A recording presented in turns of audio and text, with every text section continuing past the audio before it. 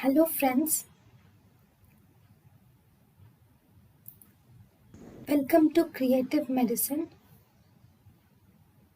In this lecture, we will learn about. Hello friends, let us now learn some important points about the pupillary reflexes. In the pupillary reflex, we have two types of reflexes. We have light reflex and then accommodation reflex.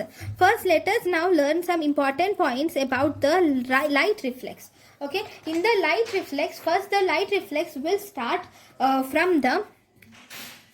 First, it will start from the optic nerve, then optic nerve to optic chiasma, then from the optic chiasma, it goes to the optic tract, then this is the light reflex. So, from the optic tract, it goes to the pretectal nucleus. Okay, this pretectal nucleus will send its impulses to the goes to the pretectal nucleus. Pretectal nucleus, it sends its nucleus to two things. One, it sends its nucleus to Edinger-Westphal nucleus of the left eye and also Edinger-Westphal nucleus of the right eye. Okay, now this Edinger-Westphal nucleus will send its impulses to the third nerve, and from the third nerve this goes to the ciliary ganglion. Now from the ciliary ganglion it will go into the ciliary ganglion. Now from the ciliary ganglion this will again go into the it will go into the sphincter pupillae muscles, which are the muscles for contraction. It will go into sphincter pupillae. Okay, so this is the light reflex. Okay, first there is optic nerve, optic chiasma, optic tract, pretectal nucleus, Edinger-Westphal nucleus, third nerve, ciliary ganglion, and from there to the sphincter pupillae. Now, if you see the next, what about the next one? Next, this is light reflex. Okay, so what about the accommodation reflex? Okay, so if there is accommodation reflex, there is one more reflex which is called as accommodation reflex. Okay, if there is, okay, I'll write it in the next page. So we have one more reflex which is called as accommodation reflex. Okay, this accommodation reflex is whenever you see the objects from the distance and suddenly if you focus on the near objects, you are seeing the distant objects, and suddenly if you focus on the near object, it will take some time for your eyes to adjust to this near object, and this is called as accommodation, and this reflex is accommodation reflex. Okay, in the accommodation reflex, this also starts from optic nerve, then there is optic chiasma. From the optic chiasma the fibers will go to the optic tract. From the optic tract the fibers will go here to the lateral geniculate body. The difference is here they go into the lateral geniculate body, and from the lateral geniculate body the fibers will go into the optic radiation. Optic radiation too, it goes to striate cortex. Okay, from the striate cortex it goes into the two ways. One, it goes into Edinger-Westphal nucleus of both right eye and also the left eye, and from the Edinger-Westphal nucleus the fibers will go into the third nerve. Okay, and from the third nerve they go into the ciliary ganglion, and from the ciliary ganglion they will again go into the sphincter pupillae. So this is the same pathway. Okay, the only difference, see, the accommodation reflex and the light reflex are almost similar. The only difference between them is actually in the here it will go into the lateral geniculate body, here it will go into the pretectal nucleus. Now, what are the important reasons for learning this reflex? One is there are some abnormal pupillary reflexes which are seen. So, this light reflex can be of two types. One, we have direct light reflex.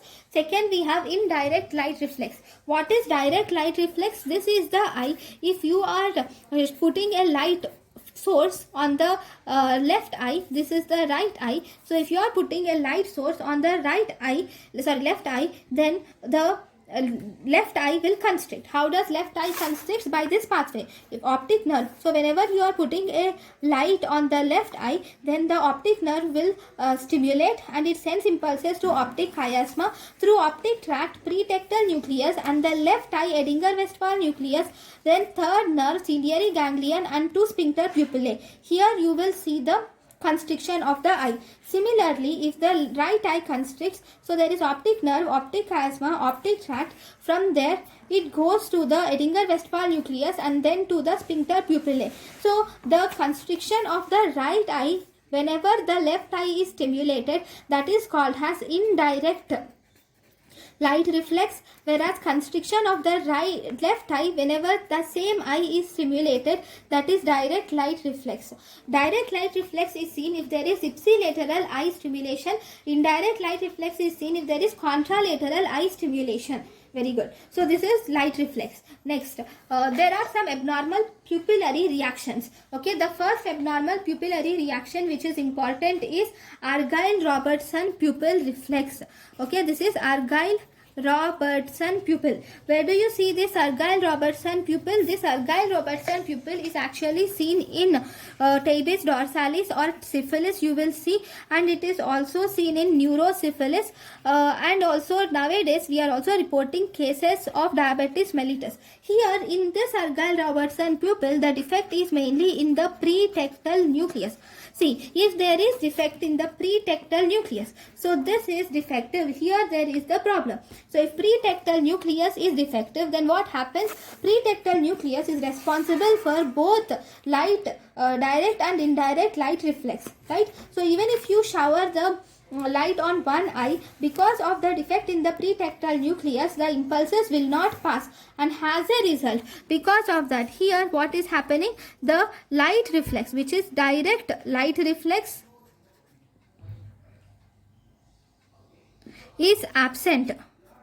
Okay, whereas indirect light reflex, this is also absent. Then what is present? Remember, accommodation reflex is present. Why? Because accommodation reflex does not involve the pretectal nucleus. It mainly involves the lateral geniculate body. So accommodation reflex is present. Okay, here how are you going to see the pupil? The pupil is seen is irregular and it is constricted pupil. This irregular constricted pupil is also called as, we have a name which is given as anisocoria. Okay, so this is Argyle-Robertson pupil. The second type of pupil is actually Aedes tonic pupil. The second pupil we have, which is Aedes tonic pupil. So where do you see this Aedes tonic pupil? So this Aedes tonic pupil, this here the defect is in the ciliary ganglion. Remember, the ciliary ganglion is important for both the structures. Ciliary ganglion is important in both the right reflex, okay, and it is also important in accommodation reflex. Also, ciliary ganglion is present. So remember, if there is an Aedes tonic pupil, there is loss of both light reflex and accommodation reflex is seen. This Aedes tonic pupil is actually a unilateral condition which is mainly seen due to the viral infections. So because it is seen due to the viral infections, if there is an affected eye, that is viral infected eye is present, here the normal eye. So because it is an unilateral lesion and the light reflex, both direct and indirect light reflex are lost in the affected eye and they are normal in the normal eye, whereas accommodation reflex is also lost in the infected eye and it is normal in the normal eye. Okay, so this is Aedes pupil. Here one more important thing is you will see the presence of anisocoria. Okay, then one more important thing about Aedes pupil is, in the Aedes pupil, if you give 0.125% of pilocarpine is given to the patient, then because there is defect in the ciliary ganglion, so there occurs denervation hypersensitivity. Because of the defect, the pilocarpine will act more than normal. So as a result, whenever you give 0.125% or 1%, not 0.125, you can say 0.01% of pilocarpine, even this small dose, this is very small dose, even for this smaller dose also the pupil will constrict. Okay, because of, why does this occur? This occurs because of denervation hypersensitivity. See, here the ciliary ganglion is defective. Ciliary ganglion is in parasympathetic pathway. So whenever the parasympathetic fibers are defective, so the receptors will be increased because of the less because parasympathetic fibers are defective, so acetylcholine is less. So as a result, the receptors require more acetylcholine for its functioning, right? So that there will be upregulation of the receptors is seen, and as a result, there is denervation hypersensitivity is seen in the patient. Okay, this is one more thing. Then we have one more important, which is called as relative afferent. This is called as Marcus gun pupil. First, it is Marcus gun pupil. This Marcus gun pupil is also called as relative afferent pupillary defect. So what do you see in this Marcus gun pupil or relative afferent pupillary defect? See, here the defect is in the Marcus gun, N for nerve. So optic nerve defect. So here there is defect in the optic nerve, N for nerve, right? So here there is defect in the optic nerve. So remember, whenever there is defect in the optic nerve is seen both in, is important for accommodation reflex, number one. It is also important for the light reflex also. For both these reflexes we need optic nerve, right? So here in this optic nerve defect, what is happening? Look, if there is, this is the eye and this is the eye. Now you have put a light reflex.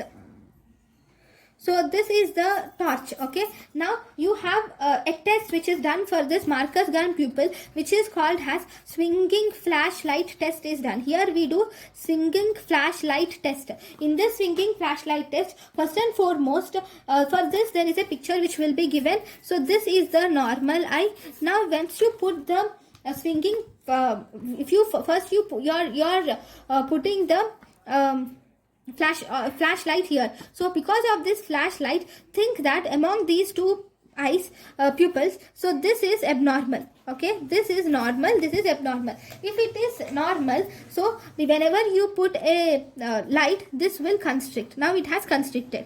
Because this is abnormal, instead of constricting, this cannot constrict because the optic nerve is defective. So the light reflex cannot pass. So as a result, it becomes dilated. Okay, so here you will see this dilatation of the pupil which occurs is called as paradoxical dilatation. This is called as paradoxical dilatation, whereas this eye, it is completely normal.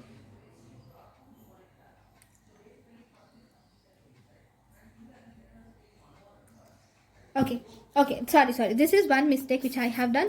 Okay, let me explain this swinging flashlight test again. So there is something called as swinging flashlight test. Okay, in this swinging flashlight test we have two things.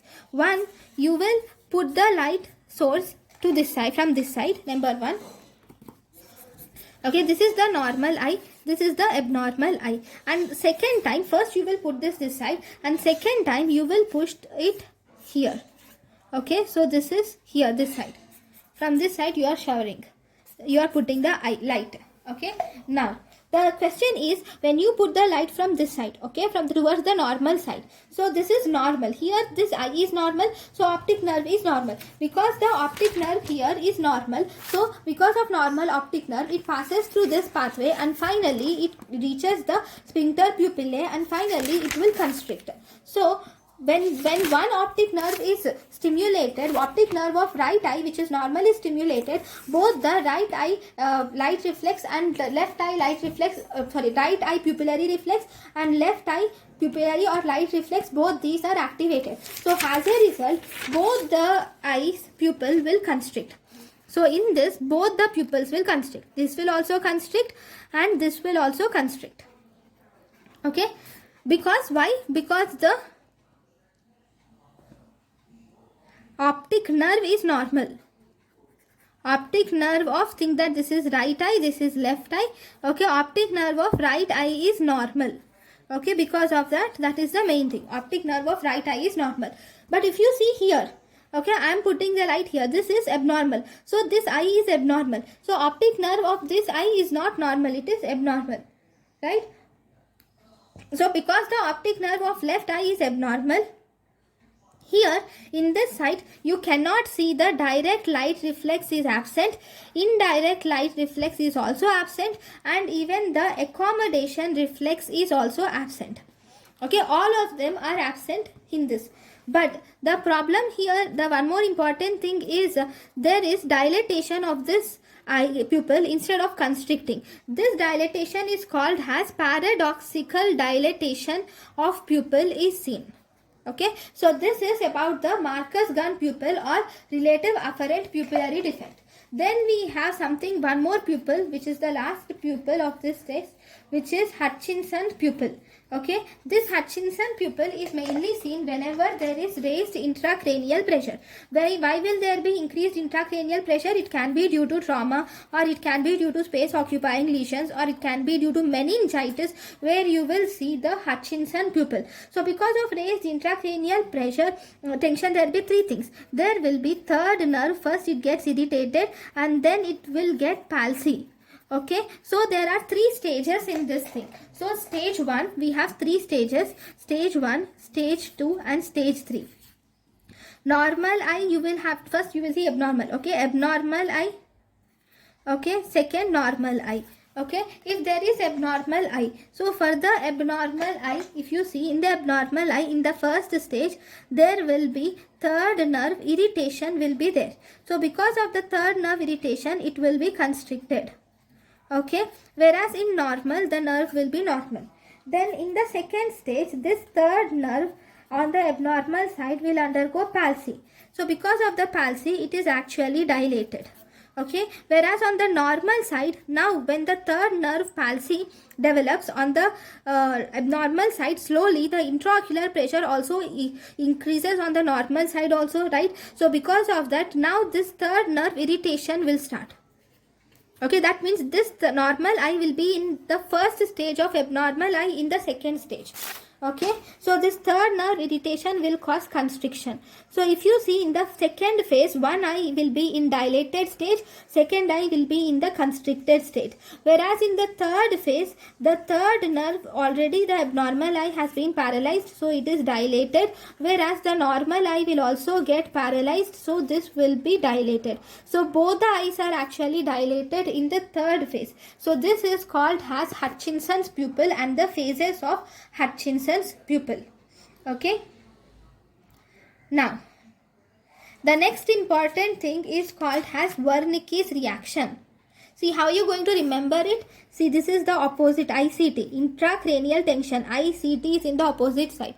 Okay, now the last type is actually about the one more pupil we have, which is called as Varniki's reaction or Varniki's pupil. So what do you see in the Varniki's pupil? This Varniki's pupil, actually here there is one important thing is here it occurs due to optic tract lesion. Here the lesion is in the optic tract. Remember, how is optic tract formed? Optic tract is actually formed from the temporal fibers of the ipsilateral side and the nasal fibers of the contralateral side will form the optic nerve. Optic tract, right? This is the optic tract. It is formed by the temporal fibers of ipsilateral side and nasal fibers of the contralateral side, right? Now, whenever there is an optic tract lesion, this optic tract lesion, true, there is light reflex. If you see the light reflex, this optic, in the optic tract defect, definitely there is homonymous hemianopia, number one. Second, if you see the light reflex, in the light reflex, this is the temporal fibers. Okay, temporal fibers of the light reflex have been lost. That means, okay, if you shower the light to the nasal side, because even here there will be crossing, right? Nasal side of the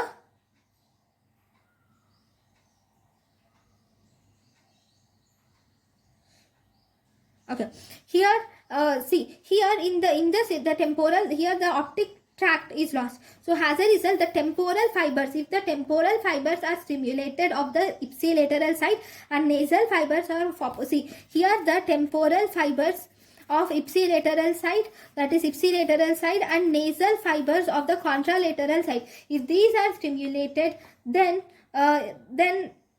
there will be, if these are stimulated by the light, then there will be absent light reflex. Both direct light reflex will be absent and indirect light reflex will also be absent. Okay, so this is called as Varniki's pupil, because here only the part, that is temporal side ipsilaterally and nasal side contralaterally, they are defective. Thank you. Thank you, and thank you for watching.